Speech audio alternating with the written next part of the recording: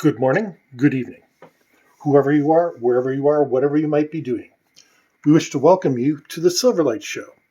The Silverlight shines to illuminate that which lies hidden in darkness. For those of you tuning in today, we welcome you in. September 11th, 2001. An event that still is affecting us today. And at some point, I intend on having a guest on this show so we can discuss it in more detail. But that's for the future. What interests me at the present time, and should really interest you, is there's a gentleman named Bret Eagleson in the United States who is currently trying to put as much pressure as he can on President Biden to release the transcripts of September 11th. Remember, 2001 is literally 20 years ago.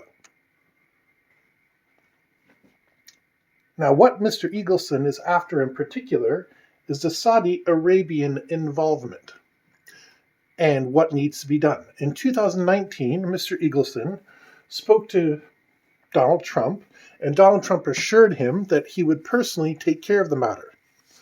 The very next day, the judge told him that the files had been reclassified and they were not available, and that was for reasons of national security.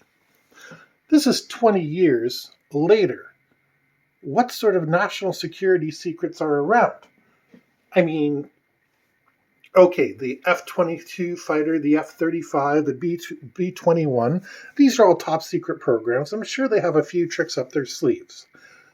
But this is a continuing problem that things can be declared to be of national security and kept out of the public eye for years. The JFK conspiracy. In 2019, supposedly they let loose all the documents they had left. But these documents were redacted to hell and back. All the pages had those little black marks on them. Now, in the past, I have defended redacting, and I still continue to defend it. Because a lot of the times, and I sit down and I comb through these documents, they're redacting things like people's names. And yeah, you don't want that happening. If they talk to, little Mrs. Threppenthorpe on 5 Maple Avenue, and she said, she saw little Bobby going around the corner with a knife. Yeah, you don't want to be releasing that to the public. That's for the court to decide. But when they're releasing pages of this stuff that are fully redacted, by which I mean there's a full page and it's all black marks through the entire thing, that's unacceptable. And here we are 20 years away from September 11th, and we have the official narrative, which is a couple people from somewhere, because we never quite get it figured out, that supposedly have a relationship with Al-Qaeda, blew up the Twin Towers. Now, to be honest, the Twin Towers, they also tried to bomb the Twin Towers in the 1990s. It was a car bomb that they put in the basement in the parking. And that was actually a pretty ingenious plot. If they'd gotten through at the right spot, they would have ruptured the wall that keeps the ocean and the river away from the supports. And indeed, you would have had a pretty major tragedy. But it's a whole other level to go from a simple car bomb, which is pretty much available anywhere in the world. You can put it together, even here in Canada where we have substantial controls on things. You can assemble a car bomb and you can put a lot of explosives inside a car. I mean, just quickly here, you could be filling that entire car, and yeah, bad things are going to happen. Look at that car. Beautiful car to fill with explosives. Anyway, probably shouldn't be showing people's cars, but I'm going to do it because I can. And I mean, who's psychotic enough out there? Anyway, so let's really consider what happened on September 11, 2001. Was it 11 random people that a terrorist group sent out? Or was it an international effort? Let's look back at history. In World War II, the British warned the United States that Pearl Harbor was going to be attacked. The United States did nothing because it was convenient for them to have an excuse. So we've already established this has happened before. The sad part is it may happen again. What are we going to do with the information that more than one country was involved in the September 11th bombings, including the United States itself? We've already got enough people suspicious of the government. The Saudi Arabians probably provided the funding because Osama bin Laden was a Saudi by birth. Now, he was hiding in Afghanistan. He was hiding in Pakistan. He had multiple places to hide in. And I mean, we can laugh at the idea of this guy moving around with his life support systems all we want, till eventually Obama caught up with him and sent him to the watery grave that he wound up in. But it's just simply implausible that that's the history. Because like I said, the supposed mastermind behind this campaign was literally on life support, needing dialysis. Remember the old diagrams they used to have of this fortified bunker? It was like 6 levels below ground, and it had, independent oxygen recycling. It looked like something out of a James Bond movie. And that's what the official narrative would have you believe. That this relatively well-funded guy had a network of these underground tunnels for some sort of apocalyptic world event. And it doesn't seem like he did. The terrorists themselves did not all come from one nation. Supposedly they had ties with Al-Qaeda, but I mean, terrorist groups tend to cross-fertilize. It's not uncommon for one person to belong to more than one. After all, if you're there for fighting for freedom for your people and your nation, you're kind of going to go along with whoever is along with your same ideas. Now, what about all this would involve national security? Supposedly, we've killed off the head of Al-Qaeda, the guy responsible. Supposedly, we've killed his number 2 and number 3 100 times each. So what are they protecting? The only reason they would still have something to protect would be if there was something stateside that they wanted to protect. They let it happen, or perhaps worse, they made it happen. I've watched the video on 9/11 a number of times, and there's something not quite right about the jets. I can't put my finger on it, but there's something that doesn't sit well with me.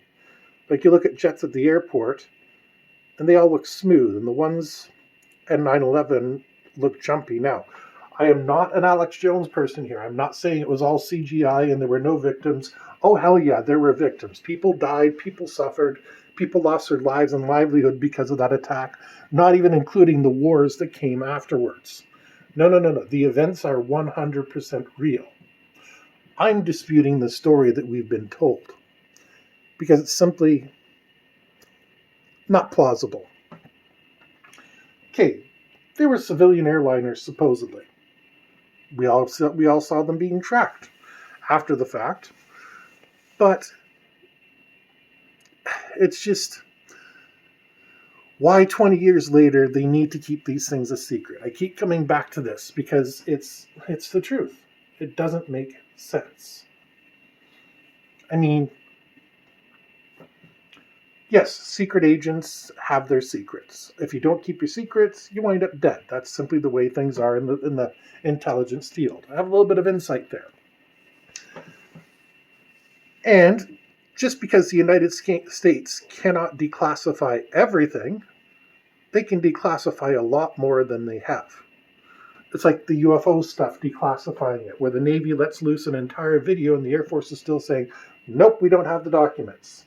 Well, that's true, they don't. They've been passed on to the Space Force. That's the clever little trick that they pulled. But now, the fact that these documents, 20 years later, I mean, people who are in their 20s are now in their 40s and 50s. People who are in their 30s are in their 50s and 60s. So the 40-year-olds who would have been the middle to upper management, they're past retirement age. And a lot of them have passed on or have moved on or whatever it is. So what danger would be in the files? The answer is it's there to protect the billionaires, the 1%, the ones who conspired to allow it to happen, maybe the ones who conspired to make it happen. It's something that we need to be aware of. Yes, our governments need to have secrets. They need to be able to surprise any potential enemy who comes up and expects us to have, an F-18 when in fact we do have a secret F-22, or whatever the case might be. We need to not let them know that we are developing, secret armor and stuff like that. Yeah, that's true. You need to keep that stuff secret. But stuff from 20 years ago? Jeez. It's embarrassing because in 2017, they were busy declassifying secrets from 1917, and these were code books. This is nothing. Nobody had been using those code books in 80 years at that point, but they still kept them to themselves. And that's what I feel about this stupidity in trying to classify something from 20 years ago. We've had the conspiracy people go over everything. And I don't call them conspiracy theorists. I call them conspiracy people because they've figured it out. And there's plenty of shows on that. But what we need to figure out is why the government feels it needs to keep secrets. Because it doesn't need to. It feels like it needs to, or it wants to. Joe Biden almost certainly had nothing to do with the terrorist attacks.